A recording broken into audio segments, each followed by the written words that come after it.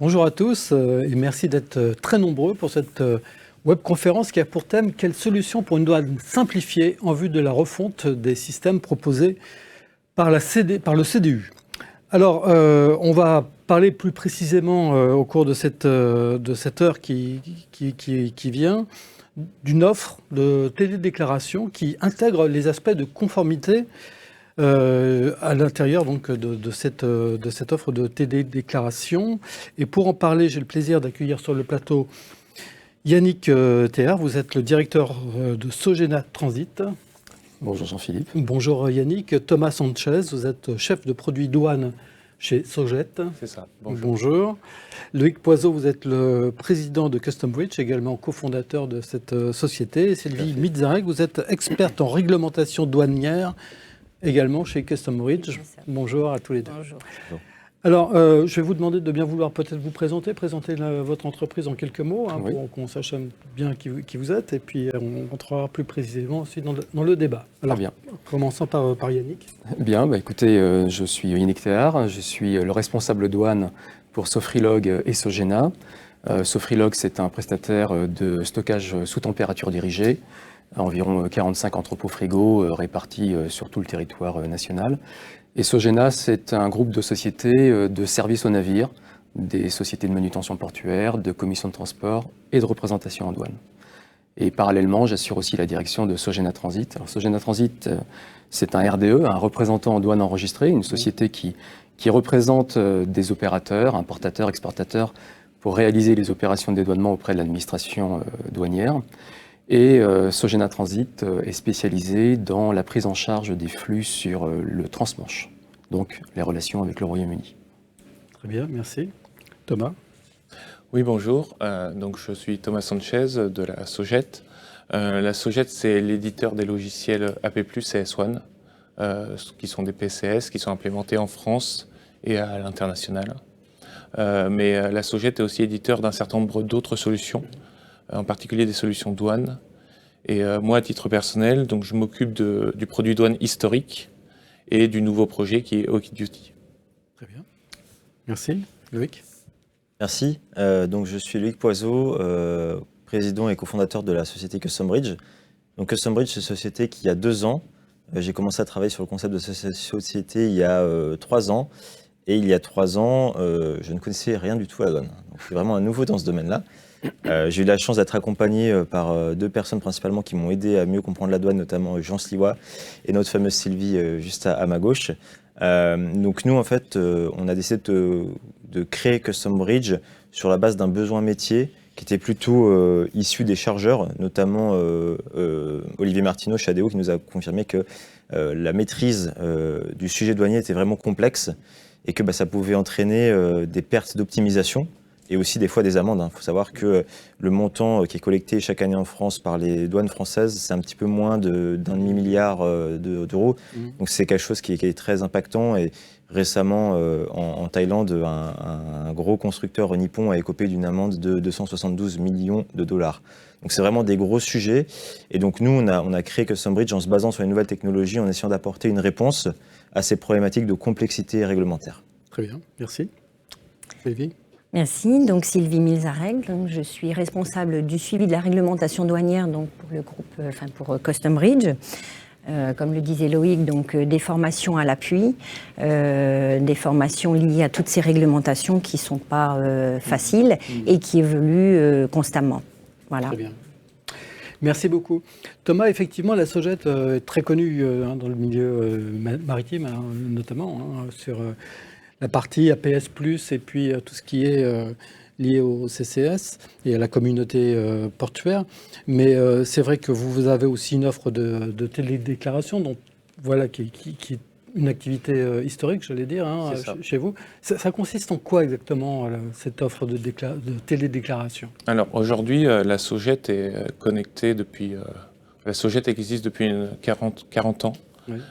Et communique avec les douanes et permet de faire tout type de télédéclaration, que ce soit du delta G, X, du delta T, des déclarations gamma, des déclarations ICS. Toutes les téléprocédures existent au sein du produit Soget Douane. Et l'idée qui nous a poussé pour créer un nouvel outil qui est OkiDuty. C'est le bond technologique que la douane apporte dans son application du CDU. La douane passe sur des technologies d'API, donc on a voulu nous aussi de notre côté proposer des API. La douane fait un changement complet de ses téléprocédures avec le nouveau Delta IE. Ouais. Et notre idée, c'était de créer un nouveau produit qui soit pensé pour les nouvelles téléprocédures. Donc le nouveau Gamma qui arrive à la mi-février, le Delta IE, le ICS2. Et ce produit, il est pensé pour les nouvelles téléprocédures, il est avec les nouvelles technologies. Et l'idée, c'était d'allier les deux pour simplifier tout le travail du déclarant. C'est vrai que c'est comme ça, avec tous ces acronymes, ça paraît un peu compliqué quand on baigne pas là-dedans, c'est pas simple. Hein. Effectivement, j'espère ne pas perdre beaucoup d'auditeurs. Après, je pense que dans son ensemble, les gens du au quotidien sont... L'idée de cette simplification, c'est de faire en sorte que tous les outils, il y en a beaucoup, puissent communiquer entre eux. Hein, c'est un petit peu ça. Oui, c'est toujours ça l'enjeu. Ouais. En réalité, notre objectif, c'est qu'une donnée ne soit saisie qu'une seule fois dans un système, parce qu'à chaque fois qu'on ressaisit, on a des risques d'erreur. Et notre objectif, c'est aussi de minimiser l'erreur par le conseil. L'outil, il a été pensé pour minimiser les erreurs, minimiser les risques, en essayant de proposer des solutions, en mettant en lumière les différents risques que ça pourrait comporter. Et effectivement, je parlais des API. L'idée, c'est de connecter tous les systèmes entre eux. Si une donnée est saisie dans le système interne du déclarant ou d'un de ses chargeurs, notre idée, en connectant tous les systèmes ensemble, c'est de permettre de la remonter directement dans la déclaration. Et on a aussi un objectif d'automatisation. Je pense en particulier avec les PCS, AP+, S1 de Sogeit. Oui. On a mis en place des automatisations pour rapatrier des données issues des PCS dans la déclaration et pour déclencher des validations automatiques de la déclaration dès que la marchandise est déchargée à l'import. Vos clients, en fait, c'est tous les déclarants douane, c'est-à-dire c'est tous les gens qui font de l'import-export, que ce soit de l'industrie, du commerce, des prestataires. C'est tout importateur. C'est vrai que plus des déclarants pour la partie Delta I, mais ça peut être des gestionnaires d'entrepôts pour du Gamma, des pétroliers pour du Gamma également, des transporteurs pour du CS. Tous ceux qui sont connectés de près ou de loin à la douane et qui doivent faire des démarches auprès de la douane ou des démarches auprès de certaines entreprises qui travaillent en douane peuvent être clients de la solution OkiDuty. Voilà. Et donc, dans le cadre de la refonte de vos outils, là, vous avez rencontré une société, Custom Bridge,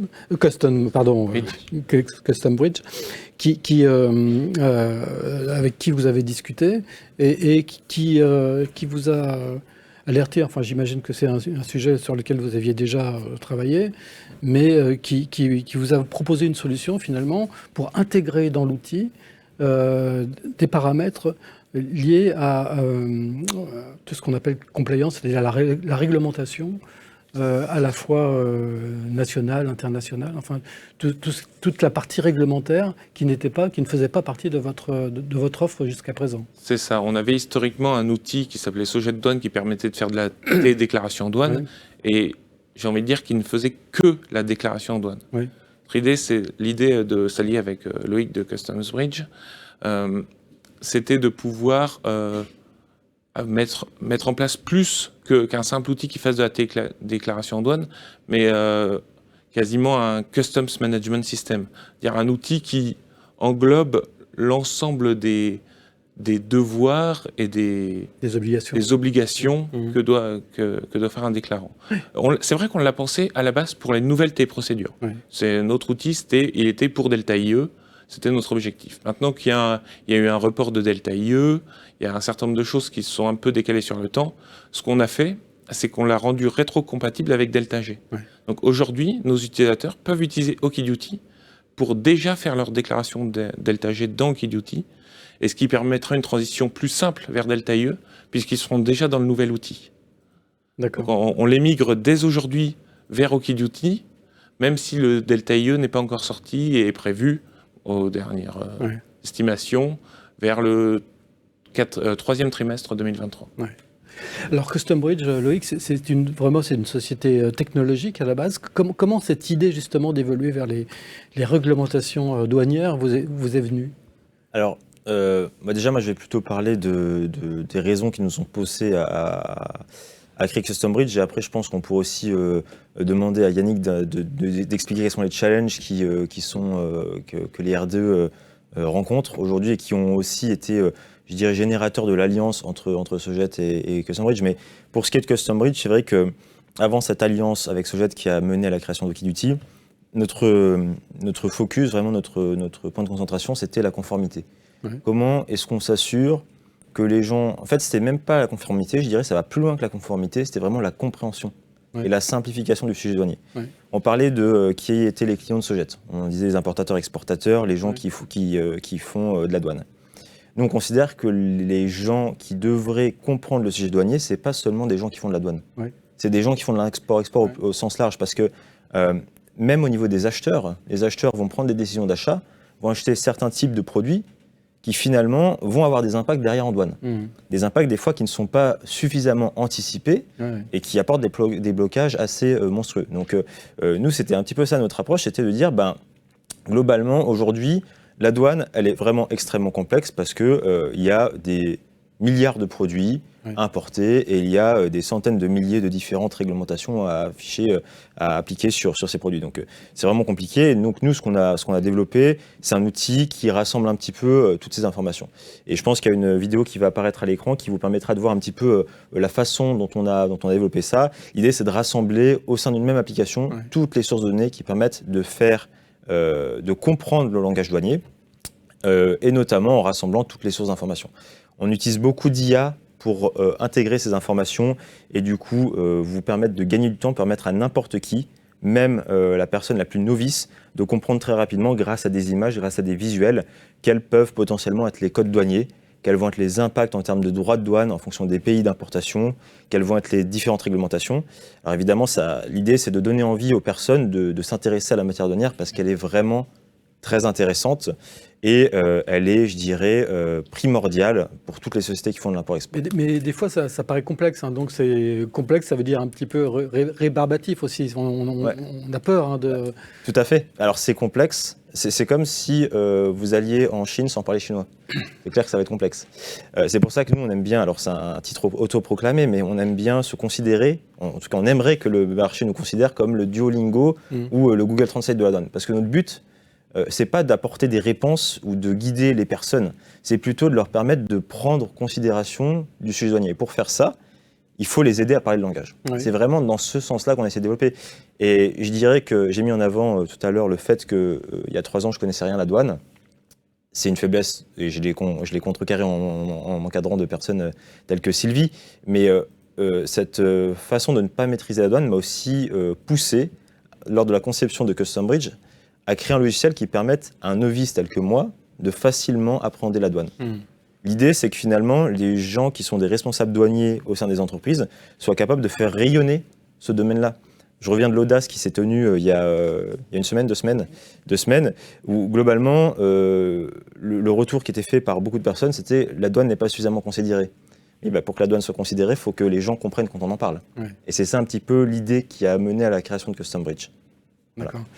Et donc, effectivement, vous êtes entouré d'experts, vraiment de professionnels de la douane, parce que, comme vous le disiez, on ne peut pas s'improviser dans ce métier-là. C'est un métier très, très complexe et qui repose effectivement sur des connaissances très, très, très pointues. Alors, Sylvie, vous êtes dans le métier de la douane depuis quelques années. Depuis pas mal d'années, je dirais 42 ans. Et surtout une vingtaine d'années derrière toutes ces réglementations douanières pour lesquelles j'en ai pris même une passion. Et derrière ça, donc des mises en place, des formations justement pour essayer de faire aimer la douane et surtout d'avoir une sécurité face à cet outil, d'avoir toutes les réglementations au même endroit, de centraliser toutes ces informations. Il y a 42 ans, on n'avait pas la chance d'avoir tout ça et il fallait aller les chercher, il fallait aller trouver les livres qui vont, les textes et voilà, quelqu'un qui connaissait et ça change tout le temps. Donc déjà savoir où les chercher. Là, on a un outil qui ramène toute cette réglementation douanière et qui se met à jour automatiquement, mais aussi il y a derrière ça une étude sur toutes les réglementations les plus pertinentes pour justement en faire une sensibilisation auprès de nos opérateurs, auprès des chargeurs, auprès des importateurs, pour bien comprendre et aller chercher la bonne information. Donc, travailler aussi en collaboration avec nos informaticiens, parce que il y a de l'automatique, mais ensuite prendre une assurance que toutes ces réglementations sont bien dans l'outil et sont cohérentes avec nos recherches. Oui. Alors quand on parle de réglementation, ça veut dire quoi? C'est quoi exactement? Quel type de réglementation? Alors ça peut être une réglementation, on a vu tout à l'heure défiler un petit peu sur l'écran, une réglementation qui peut être liée à une nomenclature douanière, puisque pour importer un produit, les deux choses essentielles, c'est la nomenclature douanière, c'est-à-dire le numéro qu'on donne à un produit, puisque le langage douanier n'est pas le langage commercial.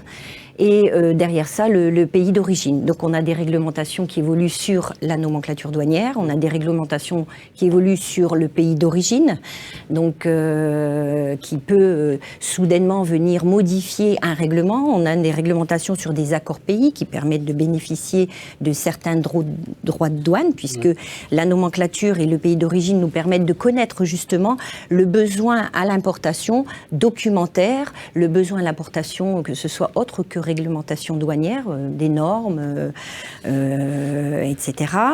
Voilà. Donc tout ce qui est spécifique, un petit peu, des réglementations liées par exemple à la protection de certaines espèces animales. Tout à fait, voilà, tout à fait.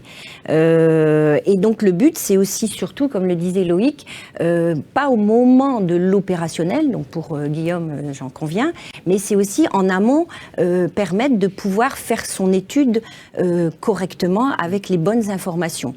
Ce qui permet de voir très vite s'il est possible d'importer le produit avec les meilleurs taux de droits de douane ou de faire attention à tous les risques qu'il y a derrière.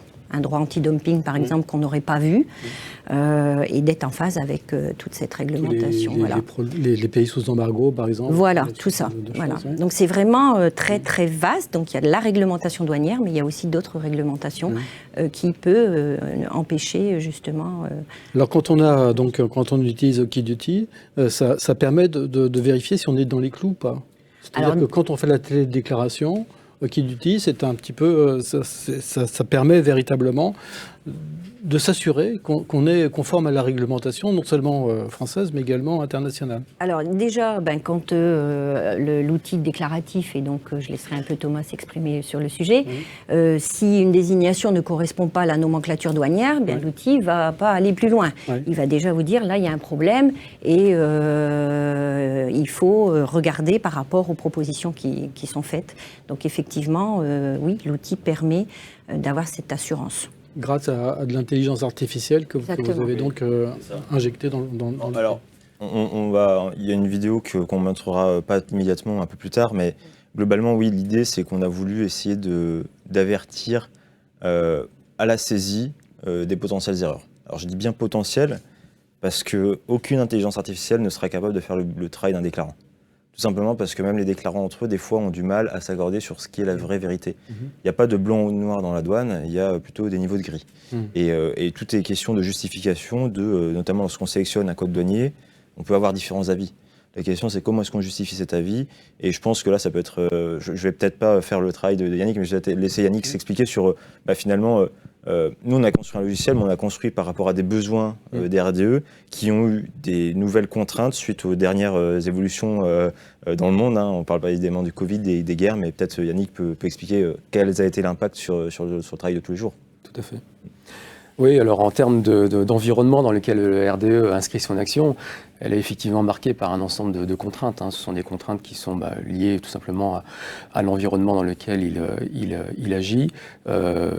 à commencer par le volume de l'activité, qui est le reflet de la massification des échanges, finalement. On a aussi les contraintes liées au temps, à la gestion du temps, puisque on est dans un mécanisme de transit time qui fait le grand écart, entre 25 jours de mer lorsque le conteneur arrive de Chine et quelques heures lorsque l'on est dans le cadre du fret aérien ou du fret express ou de la traversée de la Manche. On est sur un mécanisme qui implique de pouvoir s'adapter en permanence.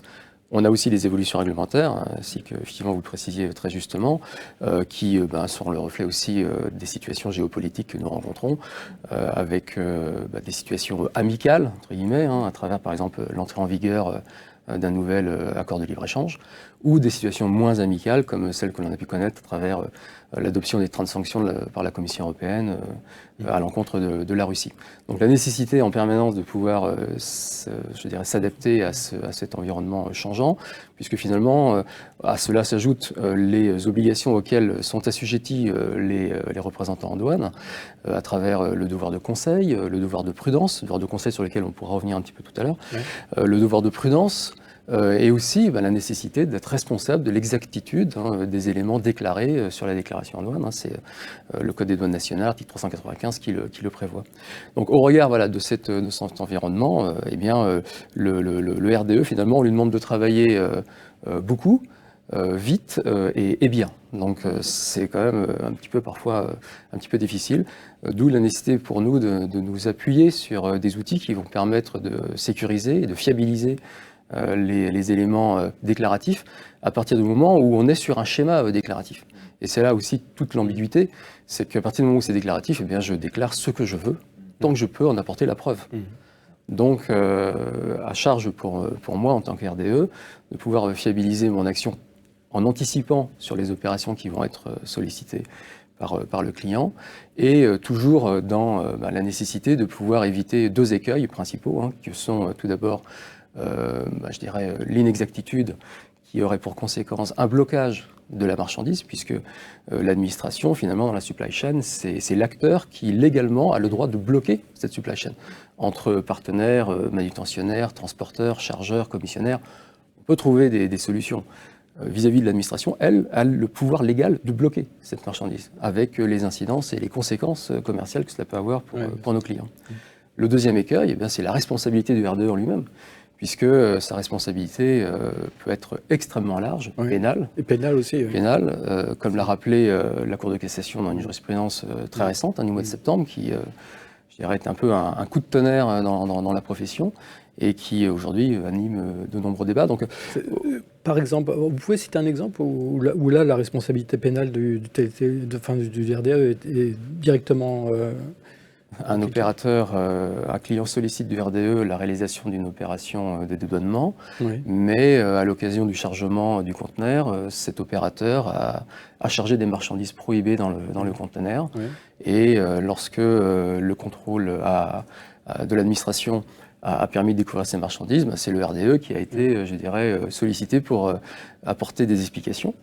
Et au regard de cette découverte, et le RDE, pour le coup, a mis en avant sa bonne foi et puis sa méconnaissance de cette situation. Mais la Cour de cassation ne l'a pas entendu de cette façon. Elle a estimé qu'au regard de sa responsabilité, il était, l'opérateur en charge de l'exactitude des déclarations, et que donc c'était à lui de s'assurer de ce qu'il y avait dans le conteneur. Donc on va très très loin, puisque là, dans l'exemple que je vous cite, c'était des pièces détachées, des pièces d'occasion, d'automobile. Alors tous les RDE vous diront qu'effectivement, qui dit pièces détachées d'automobile dit risque très très élevé de déchets, parce que là aussi, qu'est-ce qu'un déchet? Un pneu réchappé, c'est un déchet. Un moteur, s'il est dépollué, c'est pas un déchet. S'il n'est pas dépollué, c'est un déchet. Bon voilà, il peut y avoir effectivement, comme vous précisez très justement, des nuances de gris. Dans cette affaire, c'était des batteries qui étaient, usagées et qui ont constitué une qualification de prohibition et donc d'exportation de marchandises prohibées. Et donc là, le RDE a été reconnu comme étant responsable. À charge pour lui de s'assurer de ce qu'il y avait dans le conteneur. Ça veut dire qu'à partir du moment où on valide une déclaration en douane, finalement, il faudra aller visiter tous les conteneurs.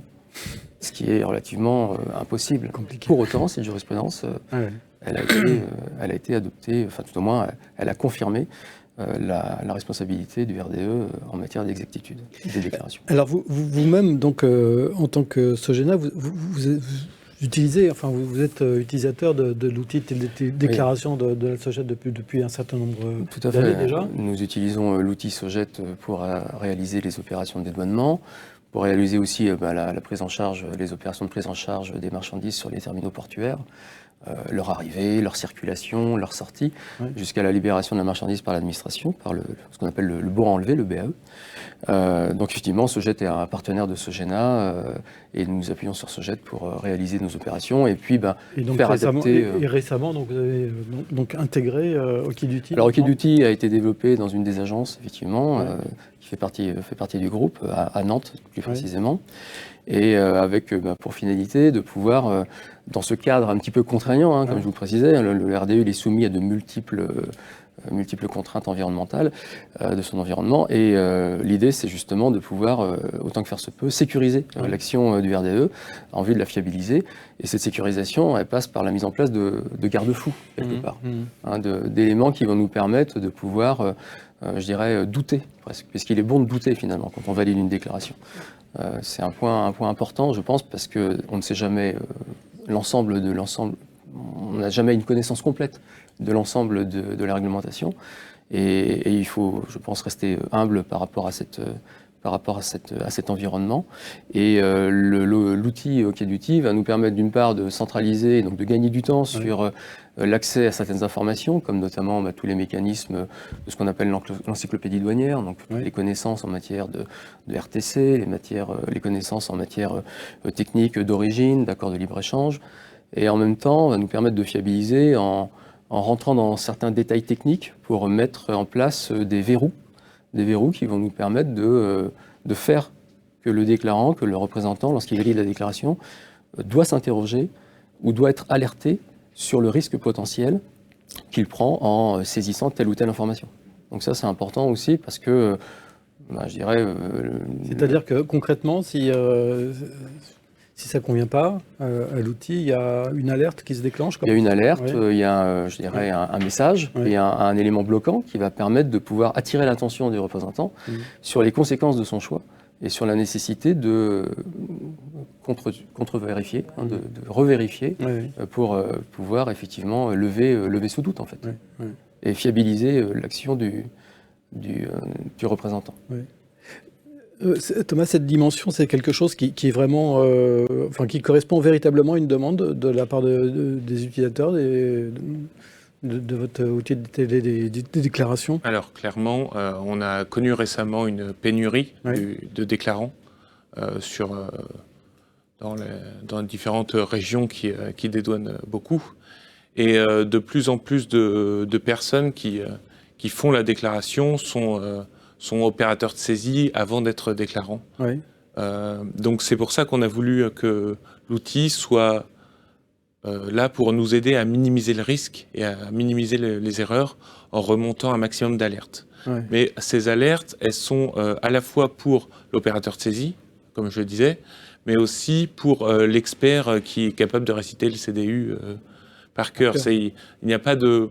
On ne peut pas être absolument parfait, il y a tellement de règlements, les règlements sont tellement changeants qu'il faut pouvoir, il faut avoir des outils qui nous aident à prendre la décision. Et c'est vrai que c'est l'idée de nos outils, c'est de remonter des alertes quand on a par exemple des incohérences entre notre document de TVA et le destinataire, quand il y a des incohérences, comme le disait Sylvie, entre la description commerciale et la nomenclature saisie. Il y a un certain nombre d'informations. En fait, c'est un ensemble de contrôles de cohérence depuis l'ensemble des données que l'on a pour essayer de mettre le doigt sur ce qu'il faut vérifier avant d'envoyer la déclaration. Sylvie, vous avez injecté en fait toute votre connaissance du métier dans l'outil, c'est ça? Enfin, vous avez... on va dire ça. Non, surtout, c'est le suivi de cette réglementation et la vérification que dans les outils, elle figure bien, puisqu'il y a de l'automatisation, mais il y a aussi le côté humain à regarder sur toutes ces règles qui évoluent, comme le dit Thomas. Et ce que je disais tout à l'heure, bien souvent, on a des règlementations réglementation, ça n'annule pas et remplace, ça vient par amendement. Et là, c'est là où ça devient un petit peu complexe à suivre. Donc, un règlement qui figure dans l'outil, il faut s'assurer aussi que l'amendement a été pris en compte sur une partie. Ça peut être sur un produit, sur la règle d'origine, par exemple, comme dernièrement sur les langes de thon. Voilà. Et quand quelque chose se modifie dans un règlement, une nomenclature, forcément, si cette nomenclature elle est dans les règles d'origine ou autre, eh bien, on a forcément aussi des amendements qui viennent modifier ces règlements. Voilà. Donc ça, c'est important pour des RDE où le métier il évolue de plus en plus, où ils sont, comme l'a dit Guillaume, de plus en plus responsables des données insérées dans les outils, d'avoir à portée de main d'abord les réglementations et l'assurance de se poser les bonnes questions, parce que c'est quelque chose qui évolue quotidiennement. Et comment on fait justement pour compiler toutes ces informations et puis les réunir au sein d'un même outil? Alors, moi, je suis tous les jours la veille douanière, donc je suis en présence aussi dans pas mal de séminaires, à l'affût justement de toutes ces évolutions, et ensuite tout ce qui émane de la commission, de l'OMD, l'OMC, etc. Je suis en lecture permanente et à décortiquer tout. C'est énorme, mais voilà. Complémentaire à ce que dit Sylvie, c'est vrai que c'est énorme, et en fait, ce qu'on a développé depuis 3 ans, c'est ce qu'on appelle dans le jargon des pipelines, c'est-à-dire qu'on s'est branché directement aux sources de données, et tous les jours, on va récupérer les dernières données et on vérifie leur cohérence. Voilà. Récemment, on s'est d'ailleurs rendu compte que sur le site des EBT, qui est pas mal utilisé, je pense, par pas mal de personnes qui écoutent aujourd'hui, qui est une bonne source d'information, on s'est rendu compte qu'il y avait 2 BTI, donc Binding Tariffal Information, en français RTC, qui étaient liés à des codes de nomenclature qui n'existaient plus. Donc c'est tellement vaste la donnée qu'il peut y avoir des erreurs qui se glissent comme ça dans les données. Donc nous, l'avantage, c'est que ce type d'erreurs, on les détecte et on s'assure justement de la cohérence et de l'intégration des données qui sont issues de différentes sources. Donc ça, c'est une grande valeur, et pour nous, c'est primordial, parce que en tant qu'entreprise qui met en avant la conformité, on se doit d'avoir à minima des données qui soient à jour et qualitatives. En plus de ça, on a du coup Sylvie qui va vérifier que les données qu'on a mis à jour reflètent bien certaines publications, par exemple, du journal officiel. Ouais. Les publications du journal officiel, par exemple, se traduisent mathématiquement, en général, par des évolutions de droit, des nouvelles taxes anti-dumping. Donc ça, évidemment, c'est quelque chose qui doit être reflété dans l'outil. Donc voilà un petit peu pour la partie mise à jour. Mais moi, je souhaiterais aussi un petit peu rebondir sur ce que disait Yannick, sur ce qui a aussi mené à l'alliance entre Sojet et Custom Bridge, c'est que pour créer un outil, je pense qu'il faut d'abord se poser la question de pour qui on le crée. Et une fois qu'on a défini pour qui on le crée, comprendre, gérer les challenges, les défis auxquels les utilisateurs peuvent faire face. Yannick a très bien expliqué que les défis aujourd'hui que les RDE rencontrent, c'est que, il y a une massification des flux, donc plus de travail, pénurie de déclarants, il y a une mise à jour technique du CDU qui apporte peut-être de l'incertitude, ou en tout cas qui va devoir nécessiter d'adapter ses façons de travailler. On va voir, moi je crois personnellement qu'il va aussi potentiellement y avoir une diversification des sources d'approvisionnement dans le futur. Oui. Donc peut-être des chargeurs qui vont importer de pays qui sont un peu moins connus, parce qu'on a vu que la Chine, ça posait potentiellement problème lorsqu'il y avait des disruptions dans les transports, lorsqu'il y avait des stratégies Covid qui posent problème. Donc on a tous cet environnement-là. C'est un peu Taïwan qui peut aussi... Voilà, tout à fait, exactement. Donc on est vraiment dans un domaine où il y a une pression sur les coûts et sur la rapidité du travail de déclarant. Il y a une augmentation de la complexité du travail à faire. Donc il y a un moment, comment est-ce qu'on arrive à faire en sachant qu'il y a en plus une pénurie de déclarants. Donc Thomas le disait très bien, aujourd'hui, et c'est bien malheureux, la majorité du temps, les déclarants le passent à faire de la saisie. Et il y a de très bonnes initiatives qui cherchent à automatiser un petit peu le remplissage des déclarations en douane, notamment avec l'extraction automatique de données. Il y a pas mal d'acteurs qui travaillent sur le sujet. Nous, c'est quelque chose qu'on explore aussi. Mais avant tout, nous, ce qu'on souhaite mettre en place, c'est que s'il y a une extraction automatique des données, ce qu'il faut s'assurer, c'est que ce qu'il y a dans les documents soit véridique. Parce que la seule chose qu'on fait, c'est automatiser l'extraction d'informations des documents, bah, finalement on enlève la partie opérateur de saisie, mais le devoir de conseil du RDE, comme on l'a vu, qui a été encore appuyé par la Cour de cassation, où est-ce qu'il va? Donc le devoir de conseil, c'est ça, nous, qu'on souhaite appuyer et qu'on souhaite aider c'est ce type je dirais, d'expertise qu'on souhaite accompagner. Et on le voit, on a parlé d'aide au remplissage et d'alerte. On va pouvoir lancer la vidéo. On a justement, nous, commencé à développer dans notre outil des aides qui, par exemple, vont permettre de confirmer la potentielle conformité d'une déclaration, d'une nomenclature douanière avec la description commerciale d'un produit. Si par exemple si notre intelligence artificielle, notre outil estime que c'est potentiellement pas le bon code, et ben on va permettre de proposer des propositions. Alors j'ai dit toujours au conditionnel, car je l'ai dit et je le redirai toujours, ça reste des alertes. Le but, c'est que les experts, ce sont nos utilisateurs, nous on leur met juste à disposition les outils qui leur permettent d'exercer leur rôle de conseil. Je pense finalement, nous on essaye de créer un logiciel qui apporte vraiment de la valeur à nos clients, et nos clients c'est principalement les RDE, et les RDE ils ont aussi des clients. Et qu'est-ce qu'un client de RDE attend? Il attend de l'expertise. Il attend que si il a fait une erreur en tant que chargeur, si moi j'ai fait une erreur en tant que chargeur, j'attends que mon RDE soit capable de la détecter. On a vu là un exemple sur un contrôle de cohérence entre description commerciale et nomenclature. Il pourrait y avoir d'autres contrôles de cohérence. Si par exemple on prend l'exemple d'importation de frigo, on pourrait faire un calcul du prix par rapport au poids et se dire, bah tiens, est-ce que ça fait sens par rapport aux exportations passées? Peut-être que quelqu'un a mis un 0 de trop à un endroit. Et ça peut passer très rapidement. D'autant plus si on commence à automatiser les déclarations avec de l'extraction automatique de documents. Donc c'est bien d'aller vers de l'automatisation, mais encore faut-il qu'elle soit maîtrisée. Et nous, on mise sur la maîtrise des données qui vont dans les déclarations. Ça a toujours été le focus de Custom Bridge, et je suis très heureux que Sogeit ait voulu suivre ce chemin-là en s'alliant avec nous. Voilà. Et donc, on a souhaité développer un outil très moderne. Et je vais peut-être, même dans notre approche tarifaire, je vais peut-être laisser du coup Thomas un petit peu rebondir là-dessus. Oui, merci Loïc. Effectivement, l'avantage de notre outil, c'est qu'on a une offre gratuite. C'est le seul outil qui permet de faire de la déclaration en douane gratuitement, à ma connaissance. Mais comment vous gagnez de l'argent là? Alors justement, en fait, le principe de l'outil, c'est que il fait de la déclaration en douane, et ensuite on peut l'augmenter de certaines fonctionnalités en prenant des abonnements ou des modules supplémentaires. D'accord. On a voulu un outil moderne avec un système de facturation, c'est vrai, un peu plus moderne et un peu plus sur le style forfaitaire. On pense que ça peut être mieux pour l'anticipation des différentes sociétés, de pouvoir fonctionner sous forme d'un forfait. Et en fait, on met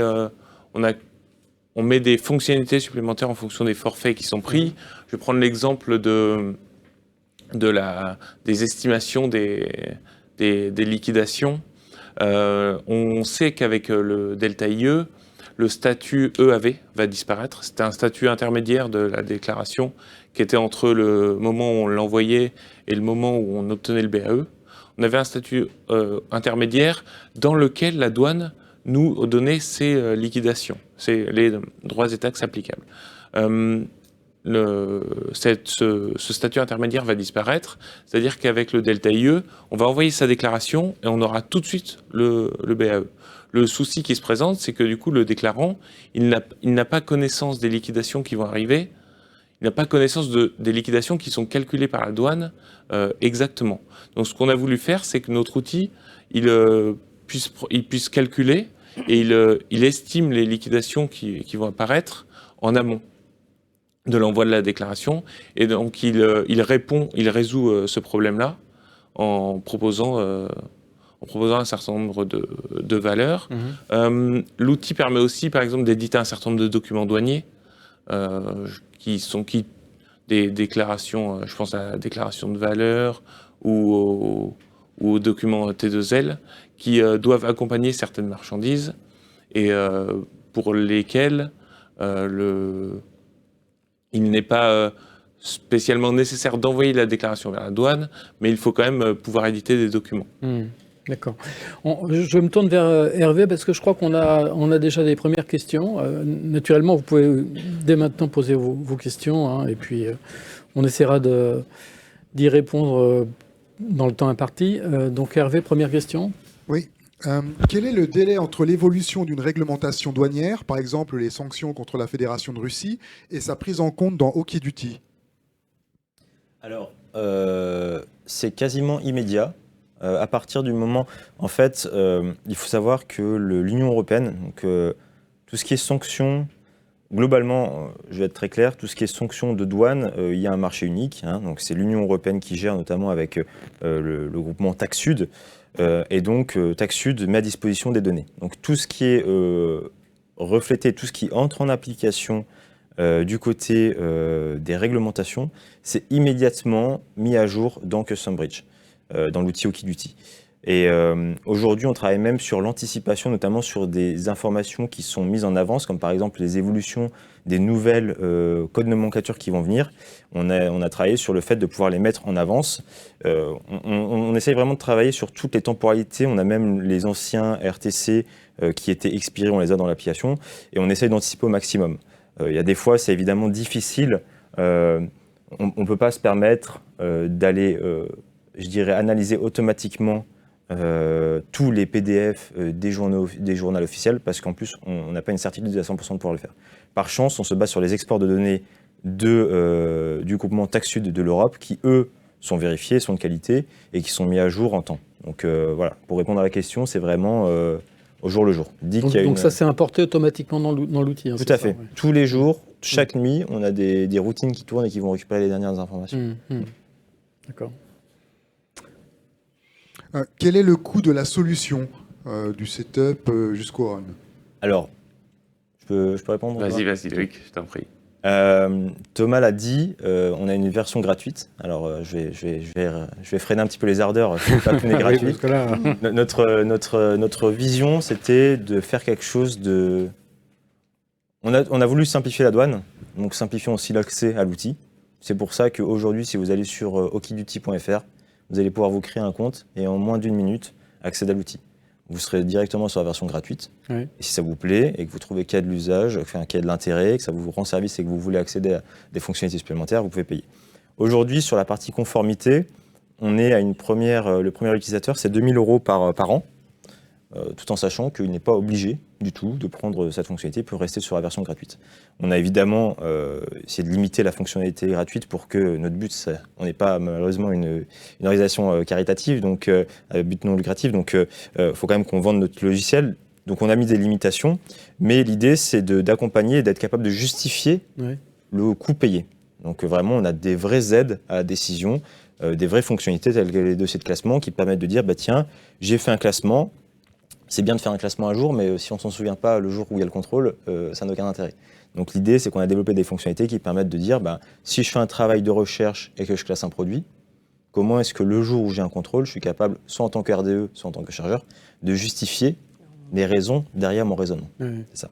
Et pour la partie, on a donc séparé vraiment les deux parties, c'est-à-dire la partie conformité et la partie déclarative, parce que suivant les acteurs, on va avoir un besoin plus prégnant de l'un côté ou de l'autre. Et donc c'est vraiment à la carte, on peut vraiment choisir ce qu'on veut. Je vais laisser peut-être Thomas rebondir sur la partie tarification du côté déclaratif. C'est ça. Du côté de la télédéclaration en elle-même, on a un certain nombre de forfaits qui fonctionnent par palier, donc avec des tarifs à 99, 199 ou 299 € par mois, quel que soit le nombre d'utilisateurs. Ce sont des forfaits qui incluent un certain nombre de déclarations. Donc on n'a pas de coût derrière à la déclaration. Ouais. Par contre, c'est effectivement, si notre nombre de déclarations dépasse le forfait, on a un coût hors forfait, en fait, comme sur un abonnement téléphonique, simplement. Et dans ces différents paliers de forfait, en plus des déclarations déjà incluses, il y a des fonctionnalités qui sont incluses. D'accord. Okay. Et le nombre d'articles n'est jamais considéré, en fait. C'est vraiment le nombre de déclarations qui nous importe. D'accord. Hervé ? Comment faire pour tester Okiduty ?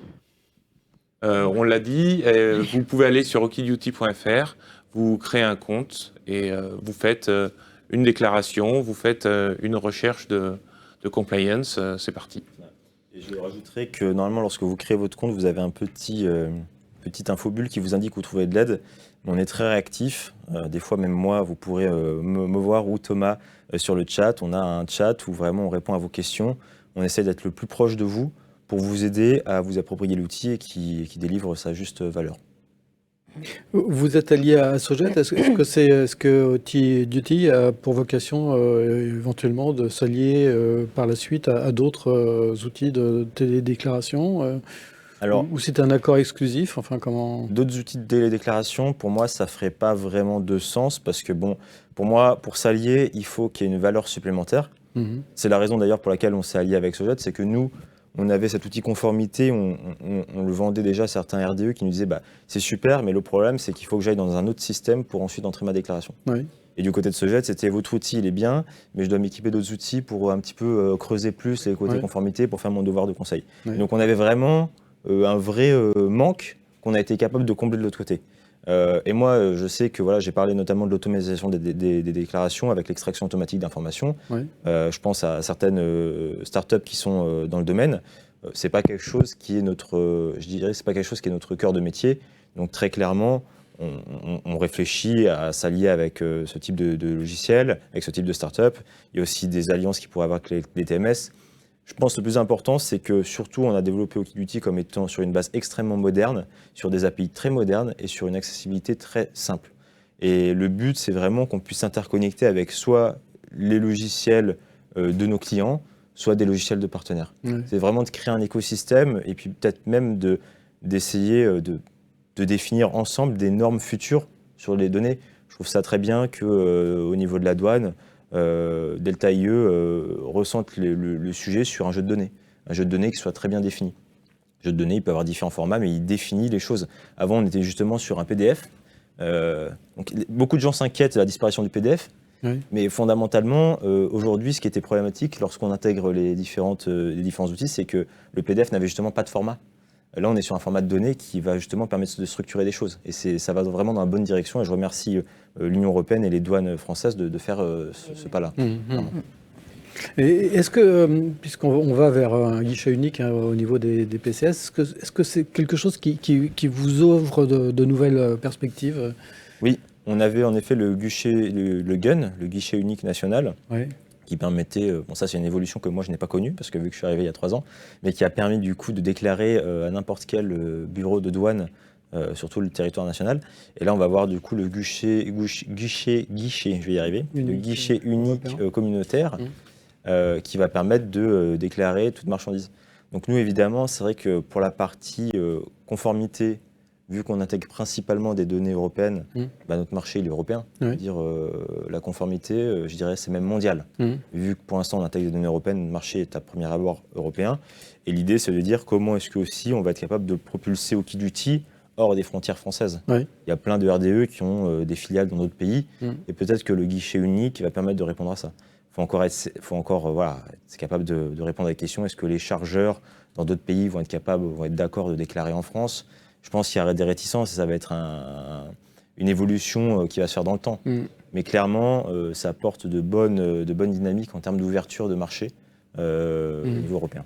Et techniquement, l'outil est déjà prêt pour faire du dédouanement centralisé communautaire, c'est-à-dire pour déclarer en France des marchandises qui seraient présentées dans d'autres pays de l'Union.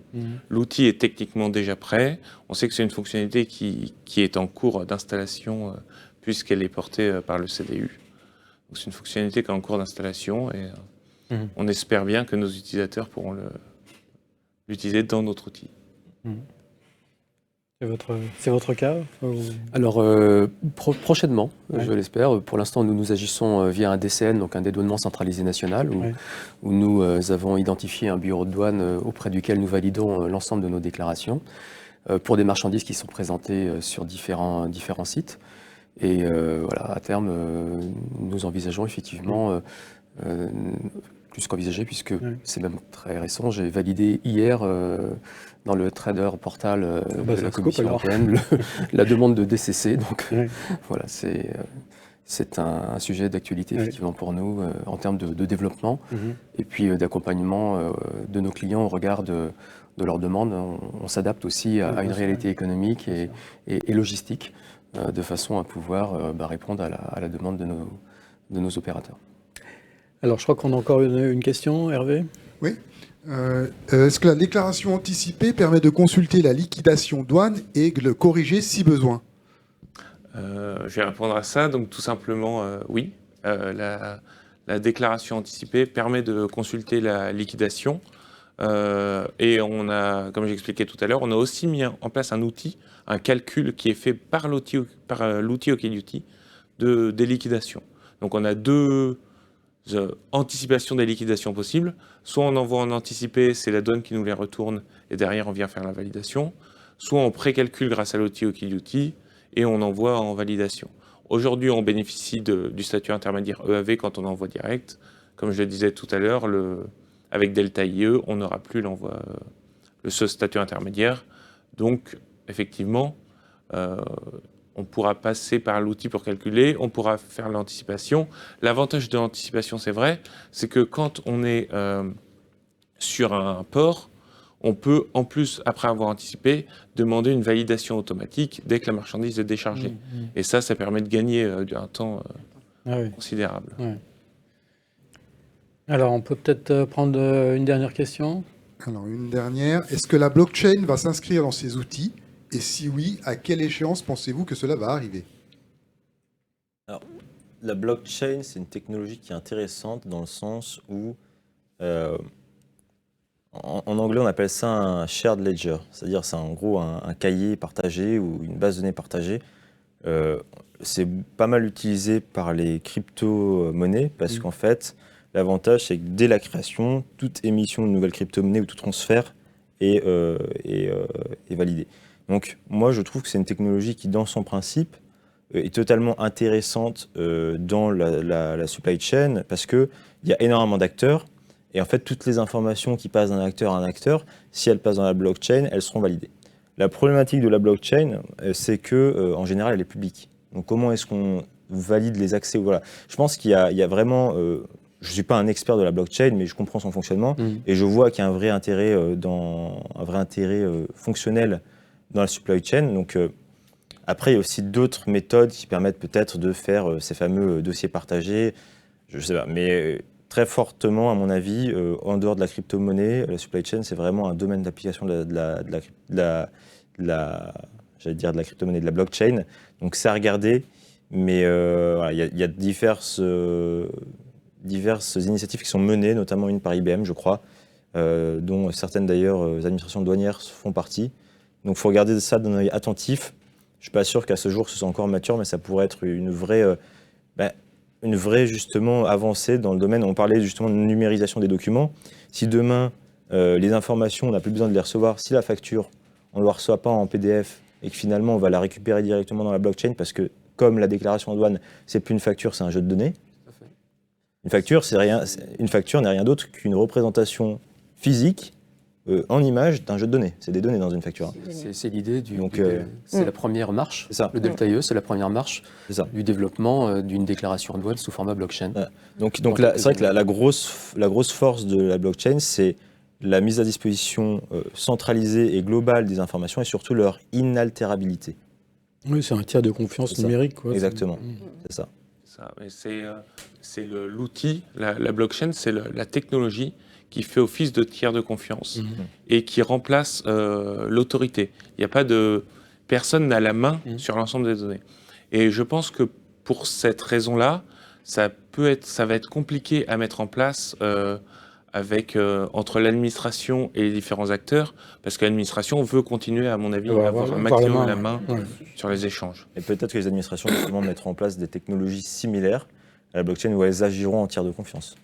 Ça pourrait être quelque chose. Mais dans ce cas-là, il faudrait peut-être que ce soit des organisations comme l'OMD ou l'OMC, parce qu'évidemment, ce n'est pas la donne française ou la donne d'un pays qui va permettre de mettre en place un système pour répondre à une problématique qui est mondiale, en fait. Tout à l'heure, on a dit, je ne sais plus qui a dit ça, mais je trouve que c'est très intéressant. La douane, ce n'est pas simplement l'affaire des RDE, je pense que c'est aussi l'affaire de tous, quoi. C'est vraiment un levier stratégique et quelque chose qui doit être pris en compte À tous les niveaux d'entreprise et jusqu'au plus haut niveau, parce que effectivement, on l'a évoqué tout à l'heure, quand on parle de réglementation, il peut y avoir du pénal, il peut y avoir des amendes, il peut y avoir des choses extrêmement... Du fiscal aussi. Du fiscal. Voilà, tout à fait. Et donc, La notion de sourcing est essentielle, puisqu'elle s'inscrit dans la stratégie d'une entreprise, chez un chargeur, et elle a évidemment un impact douanier immédiat. La question de savoir où j'achète pour pouvoir optimiser l'impact fiscal à l'importation et dans quelle mesure je peux acheter, jusqu'où je peux acheter, pour pouvoir optimiser aussi, in fine, le prix de vente de la marchandise, ça fait partie d'une réflexion stratégique dans une entreprise qui peut orienter effectivement son sourcing sur la base d'une réglementation douanière au regard d'un accord de libre-échange en particulier. Ouais. Et curieusement, on relègue ça souvent vers les experts qui sont vraiment les spécialistes et on dit bon la douane on va confier ça à notre RDE ou à notre... Oui, bon, avec tout ce qu'on a maintenant dans les outils, donc effectivement c'est une assurance, mais je rejoins Guillaume, toutes ces études elles doivent être faites aussi en amont et donc au cœur du métier on a les acheteurs, ils doivent être aussi sensibilisés à toute cette évolution réglementaire puisque c'est eux qui vont chercher les produits et ensuite on a les PDG qui regardent le côté financier. Oui, bien sûr. Et donc, effectivement, toute cette réglementation, comme le disait, accord de libre-échange, etc., qui ne sont pas tout à fait utilisés comme il le faudrait. C'est ce qu'ils nous ont dit un petit peu dernièrement au colloque à Biarritz. Et qui doivent être utilisés justement pour pouvoir bénéficier d'un autre sourcing. Et donc, ça demande aussi une autre gymnastique, entre guillemets, mon petit mot. Mais ça évolue quand même, on a l'impression qu'il y a de... Oui, il y a de l'évolution, il y a une prise de conscience aussi. Comme je dis toujours, le mot douane, il est petit, mais alors derrière, il sous-entend plein de choses. Et il est important de se retirer des habitudes. Aujourd'hui, il y a des évolutions réglementaires, il y a des possibilités d'accords de libre-échange et de plus en plus qui nous permettent donc de pouvoir bénéficier d'une exonération totale ou partielle des droits de douane. Mais pas que. Derrière cela, ça veut dire aussi qu'il y a un respect des réglementations liées à ces accords que nous sommes censés connaître, les RDE, et également les acheteurs qui vont chercher les produits. Voilà. C'est de la stratégie, effectivement, de détermination pour pouvoir garantir l'acquisition de l'origine préférentielle, suite à transformation notamment. Et c'est une réflexion, effectivement, que le RDE aussi peut mener, bien évidemment, c'est son devoir de conseil qu'il doit réaliser vis-à-vis de ses clients et orienter et informer ses clients. Ça fait partie, effectivement, du rôle, de la valeur ajoutée, en tout cas, du RDE, qui n'est jamais un simple exécutant. Donc nous aussi, on met des formations en place là-dessus pour pouvoir essayer d'aider à comprendre une réglementation qui est assez pointue et justement ces fameuses règles d'origine liées à ces accords. Donc chez Custom, on commence aussi à mettre tous ces supports de formation pour pouvoir aider et conseiller au mieux sur cette réglementation qui est assez pointue. Parfait. Écoutez, je crois qu'on a à peu près abordé les principaux points qu'on avait prévu d'aborder. S'il fallait nous résumer, je dirais que Okiduty, d'après ce que j'ai entendu ce matin, c'est un gain de temps, c'est des erreurs qu'on peut éviter. Et puis c'est aussi tout cet aspect réglementaire avec les risques que ça peut comporter en matière effectivement d'amende ou de responsabilité juridique. Écoutez, en tous les cas, bravo pour cette présentation. Vous pouvez nous rappeler comment on peut contacter Okiduty. Donc c'est sur Internet, c'est accessible. Okiduty.fr, donc OKIDUTY.fr. Il y a un bouton créer un compte et une fois que vous aurez créé votre compte, vous pouvez commencer à chatter avec nous directement. Donc en moins d'1 minute, vous pourrez chatter avec nous. Voilà. Merci à vous, merci à vous quatre et merci pour votre attention et à très bientôt pour une nouvelle émission sur Supply Chain Village.